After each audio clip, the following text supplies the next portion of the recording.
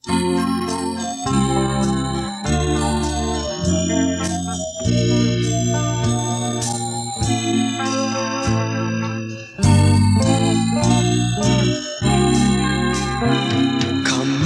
ang asin sa katawhan, nag-ingon ka na to ang Ginoo.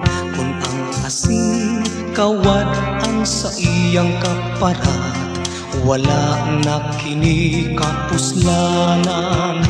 Ug angay lamang isalibay ug tunog-tunuban sa mga tao. Kung maingon niini ang tao, mawatan siyang pili ning kalibutan. Kamu ang kahayag sa katawhan, nag-ingon ka na to ang Ginoo.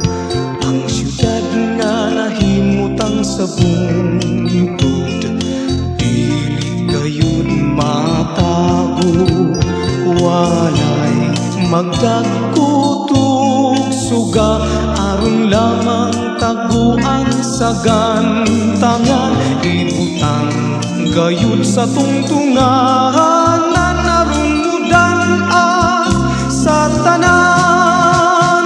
Busa ipadan ag gayud ang inyong kahayag, atubangan sa mga tao, aron makita ang maayo ninyong buhat.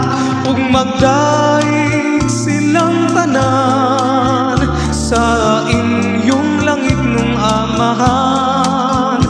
Ug magdaig silang tanan sa inyong langit nung Amahan.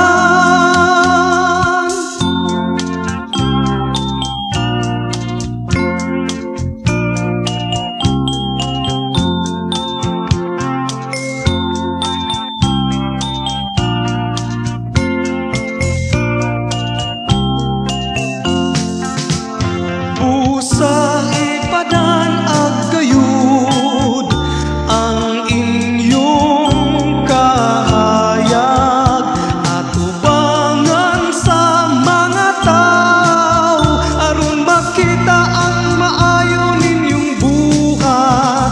Ug magdaig silang tanan sa inyong langit nung Amahan. Ug magdaig silang tanan